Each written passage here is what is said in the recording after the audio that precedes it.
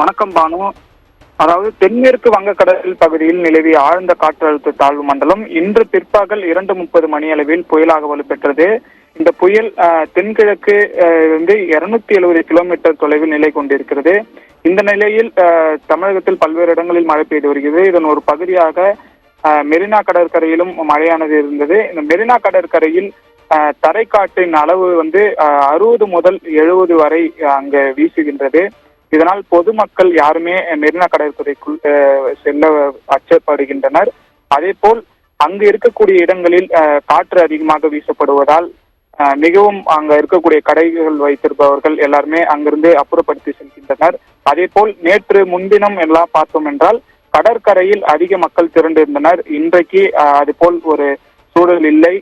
காரணம் காற்றின் வேகம் அதிகரித்திருக்கிறது. மழையின் தாக்கம் அதிகரித்து கொண்டு வரக்கூடிய சூழ்நிலையில் தற்பொழுது மெரினா கடற்கரை என்பது வெறிச்சோடி காணப்படுகிறது. அதே போல் புயல் நெருங்க காற்றின் வேகம் அதிகரிக்கும் என்று வானிலை ஆய்வு மையம் தெரிவித்திருந்தது. இந்த நிலையில் காற்றின் வேகம் என்பது அதிகரித்துதான் காணப்படுகிறது. அதே போல் மழையின் அளவும் அதிகரிக்கும் என்று எச்சரித்திருந்தனர். தற்பொழுது நிலவரப்படியே காற்றின் வேகம் பார்த்தோம் என்றால் 60 முதல் 50 முதல் 60 இந்த வேகத்தில் தான் இருக்கிறது. ஆனால் மழையின் அளவு மேலும் மேலும் அதிகரிக்க காற்றின் வேகமும் அதிகரிக்கும் என்று வானிலை ஆய்வு மையம் தெரிவித்திருக்கிறார்கள்.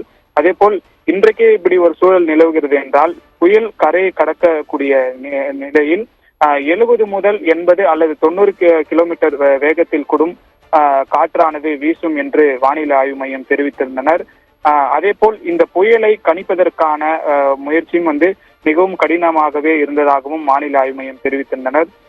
புயலானது ஒரு சில நேரங்களில் மாறி மாறி சின்னத்தை காண்பித்திருந்ததாகவும் வானிலை ஆய்வு மையம் தெரிவித்தனர்.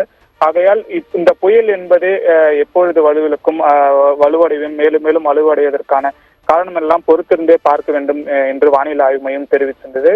இந்த நிலையில் மெரினா கடற்கரையில் ஒரு பலத்த காற்றானது வீசியது. அங்க இருக்கக்கூடிய பொதுமக்களும் யாருமே கடற்கரைக்குள் செல்லாமல் திரும்பி சென்றக்கூடிய ஒரு சூழலும் இருந்தது. தற்போதைய நிலவரப்படியுமே மெரினா கடற்கரை வெறிச்சோடி காணப்படுகிறது. பானு, விவரங்களுக்கு நன்றி தீனா.